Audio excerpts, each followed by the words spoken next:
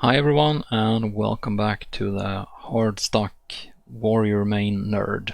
And we will move on today with the last of the talent trees, which is for Prot Warrior. We have been looking at the abilities, we've been looking at Fury Warrior talents and Arms Warrior talents, and now the turn has come to Prot. Now I realize that not everyone plays DPS and tank at the same time. I actually started as Prot Warrior in Wrath and then moved, started playing Fury a lot. I played Arms in Wrath as well, but then recently it has been more Fury and a little bit of Prot on the side, and then just trying to keep Arms fresh as well. Now this is how the talent tree looks. I don't have all the talent points because I am not max level. It looks very similar to the arms tree in the structure of it, and I will make an effort to rate the tree as well. So I did some changes to the categories based on the fact that this is a tank spec. So instead of looking at like single target and cleave, I thought it was more interesting to look at DPS versus defensives, because that is something that Protection Warrior has been not struggling with, but we have had to make active choices there for the longest time. It's kind of our thing. So we can start by looking at do we get what we need, and if we compare to the Shadowlands talents, I would say that this is night and day, and this one is the day part. So I would say that comparatively we were locked out of a lot of things in Shadowlands. We had kind of what we needed in BFA, but then they switched around, so they wanted the talents that we didn't take to feel more viable. They didn't. It just meant that we were locked out of the talents that we actually needed. And now they are all here, and they are all back, and there are some new ones that are looking very interesting as well. So I would say that, like previously, you can now have Thunderlord and anger management, and you can have heavy repercussions at the same time as Indomitable, something that wasn't really an option before because you had to make a hard choice. So you can have kind of what you need now without sacrificing. You still have to make some choices, of course, but you're not feeling like, okay, so I will take this talent, but then I will surely die because I don't have this other talent, or vice versa, which is kind of what Prot Warrior felt like in Shadowlands to me. So I would say overall that the getting what we need part is very high up here. We can put it here. Yes, it's not even get what we need now. It's et what we need. So I would say this is pretty much perfect for warriors. I would say it's still a warrior. Like you still have to make these weird choices between damage and defensives, as we have had to do for a very, very long time. But at least now it works. Smooth gameplay. Let's go on to that one. So this is also connected because you are less panicky now, because you can keep demo shout up better, because you can get cooldown reduction for your demo shout from the Thunderlord. You can keep shield block up much better. and you also have like healing coming from Indomitable, and you can also have Booming Voice, and you can opt out to go down the shield charge path as well, which is looking to be very fun actually. You are charging in and doing AoE damage, and then you have the reprisal down here that they call Champion's Bulwark. It's gonna be nuts to play Prot Warrior in Dragonflight, I think. Regardless if it's for dungeons or for raiding. Raiding hasn't actually been a major problem up to heroic level. I know that they couldn't run Prot Warriors in Mythic because they didn't have enough defensive, so they just died. But up to heroic is no problem, even in Shadowlands.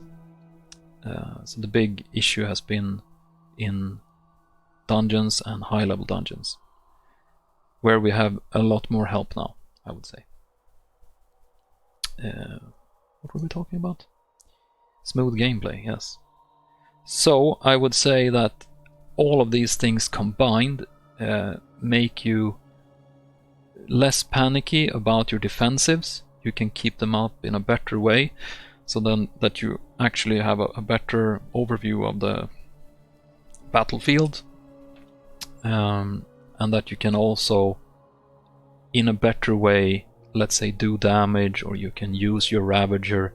I used to forget to use the Ravager because it was like, I need to hit these other 20 abilities just to stay alive. So it feels smoother now. Prot Warrior is always smooth in the sense that we need to hit a lot of abilities per minute. So it's like it almost plays like Fury in that sense, that you are always hitting something. And if you are, go back to this one, if you're like me and you don't really always want Devastator, because this removes Devastate, which is kind of your only filler, because this it's a very good talent, but it makes me kind of panicky because I need to have something to press every global cooldown. So if you want Devastate instead of Devastator, you can, without sacrificing anything. You just move around Devastator like this. This is very good. That also can make it feel more smooth. I would say here. Let's put it here actually, because it might be a lot down here as well on this one. Throughput versus utility, we can think of it as damage versus defensives.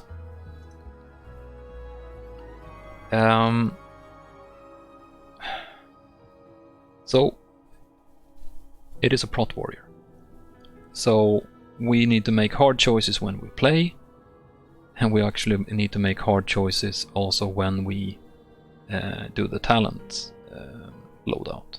So for instance, we can take Unstoppable Force with our avatar, which makes our Thunderclap supercharged. Or we can go the defensive way and take Immovable Object. So you cast Shield Wall also when you, or reduced effectiveness Shield Wall when you do your avatar. And there are some of these, but mainly it is separated a little bit. This one feels a little bit off, but we will see how it feels. I haven't tested Prot Warrior in dungeons yet in the beta. But you have the Thunderclap, and then you choose between Blood and Thunder, which spreads your rend, or you have a larger radius on Thunderclap. So the larger radius sometimes is good in dungeons, sometimes it's catastrophic, because it's so big that you pull something that you are not supposed to pull. But these are in a choice node.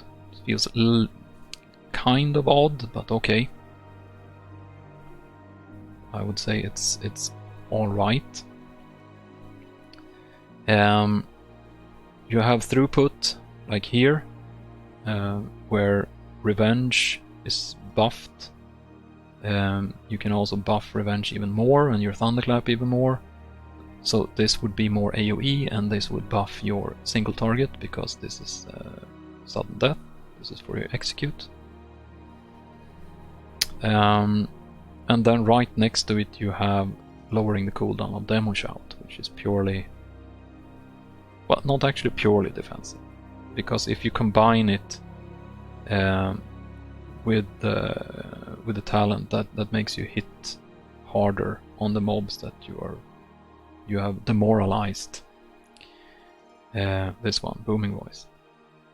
Then that is also throughput, kind of. So they synergize in a fairly good way, actually, now. They synergized in Shadowlands as well, but you couldn't take them at the same time.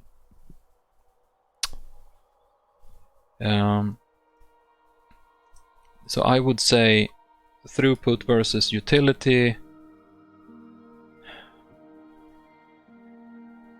Let's put it here. Pathing. How does the pathing feel in the tree? So it looks like there aren't many paths between these three pipes, let's say, but there are a few, and we can have a look at it, like here. If you go out here, then you can go into strategist, and then you have to kind of go down to shield wall. You have to go all the way down here in order to go to the side. It's not a big problem, actually, because you do have a lot of points to spend, and the tree is not that huge, and you have these kind of choice nodes that you can opt out, so you don't have to take all of them. And then the best thing is down here. You can go from shield specialization out to either shield charge or Ravager, or both. So I would say that the pathing feels really good. Maybe there could be a few more to make it even easier for us. But overall I think it's okay. I'm going to put it in it's fine, actually.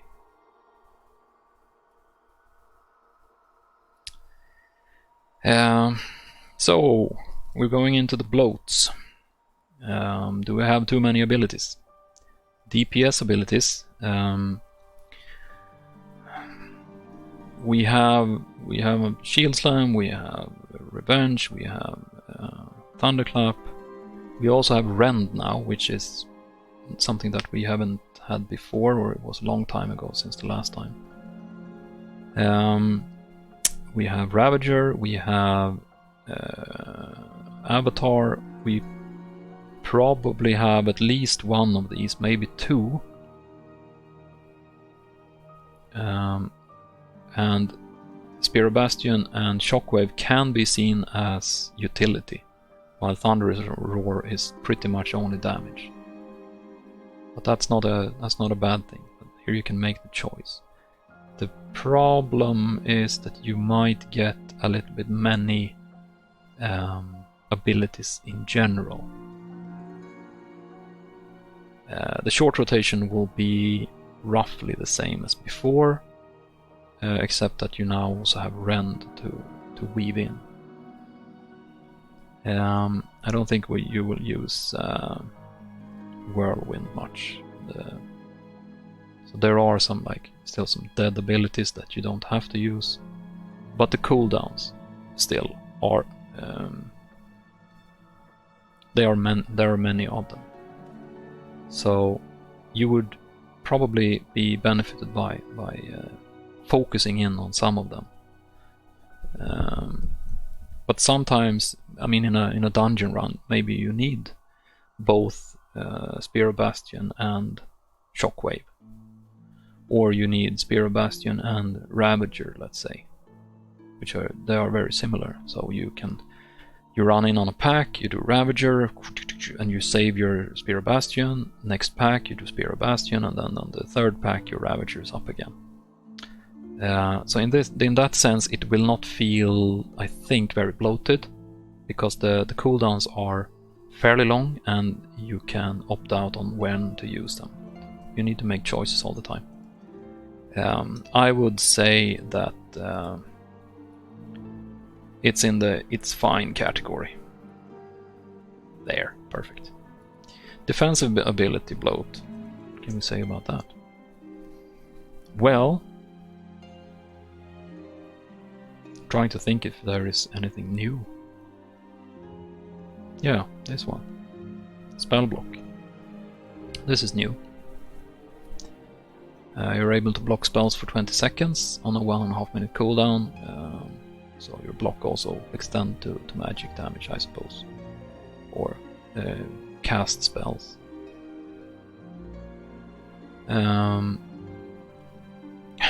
That's kind of the only thing I can think about that is really new. Oh, there is one more thing, and that is Titanic Throw, which is something that I think most Prot warriors will want in a dungeon scenario as well. So you instead of heroic throw on one target, you throw a Titanic Throw on a 3-second cooldown on 6 targets with high threat. That could be very useful, actually. And that is also, I would say, a defensive ability in terms of threat generation, so that you are defending your teammates, kind of. I would probably put it in that category. No, but otherwise it's basically what we've had before. We have shield charge, that's also new. So let's say 3 completely new abilities that we've never seen before. Never seen before, I don't know about that, but yeah, kind of. But then you can opt out on Intimidating Shout, maybe you never use it. You can opt out on Shattering Throw, maybe you don't even use that in dungeons, I don't know. If you feel that when you're done with a dungeon and you haven't even touched one of the buttons, maybe you can just leave it out, so you're lowering the bloat for yourself. So I would say here, it's fine. DPS defensive options then. What do we have? So I would say that we are in a very good state right now, where we have mixed in the Prot tree defensives and offensives, and they kind of synergize with each other, because we have all of these nice things that we wanted in Shadowlands but we didn't get, like Thunderlord and Reprisal at the same time. Yeah, a lot of these talents we can now take at the same time that kind of synergize well together as well. So the options in terms of a Prot warrior, let's say, maybe it would feel, maybe this would feel like Blizzard please help to a paladin or something, I don't know. Paladin has a lot of abilities on the other hand, so they are kind of bloated. But for a warrior, I would say that this is as good as it has ever been. I would put it up here, almost perfect. Multiple playstyles. What I mean by that is,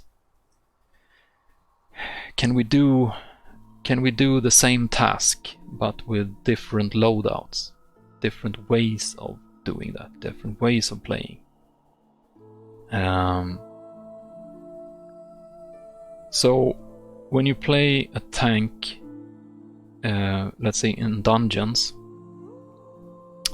you sometimes you opt out for doing as much damage as possible. Maybe you have some sort of immunity spell that you run in with, and then you just hit everything and you put bleeds on everything and curses and diseases and whatever you can find, and then you just leap out of there and let them bleed. And that then in comparison to the more old style tank, which just runs in, stand there, and then just moves a little bit if there is some things on the ground that you need to not stand in. But then you need a lot of defensive in that instead. You're raid tanking in a dungeon, kind of. So that is usually what I go for as well. Unless it's necrotic week, then I have to jump out. But I would say that there are a lot of different playstyles. You can go for a shield charge playstyle, I would say. This is a 45-second cooldown, so this will not dictate your entire playstyle. But it will be... It will feel very nice in a dungeon scenario, because you're also getting into the reprisal part here. And you can also go on the other side of for the Ravager, or you can go into the middle while having a little bit more survivability. This is basically survivability. Ravager, is this changed actually? Don't you get any parry rating for Ravager anymore? Doesn't say that you get. I haven't even seen that. So this is more threat, but not only threat, but here also you get some defensives when you do a lot of threat. That's very nice. So you can go different paths here. Maybe you don't even take shield wall, I'm not sure. Can you? That would suck hard, I suppose. But you can opt out. Maybe you don't want a filler. Maybe you go for Into the Fray, which is a more offensive talent, getting more haste instead of having more uptime on your shield block. These two are also very different, and you can use in different scenarios. So I would say that it's kind of good, actually. You can do a lot of loadouts for the same kind of content. Not a huge amount of loadouts, but a few different at least. So you can play the way you want without being hurt too badly, I would say. So where do we put it then? What do you say? Let's put it here. It's fine. Okay, so this is actually the first one where we didn't have any problems with the tree. So I am kind of excited for Prot Warrior as well. I don't think we've had any of these categories go into the Bliss Please Help pipe over here. So that's a good thing. There are some things in all of these class trees that can be fixed and can be helped, of course, but I think we're in a pretty good spot, and I don't think anyone needs to feel that they should switch away from Warrior in Dragonflight. I think we're gonna be good, unless you want to try Evoker or something. But yeah, that's another story altogether. So that was the Prot Warrior, and that's the end of the small series that we make for the abilities and the talents. And I hope you thought it was somewhat interesting, at least, so you get a little bit of a better understanding of maybe how things will change and how things will not change in Dragonflight. Alright, see you next time. Bye.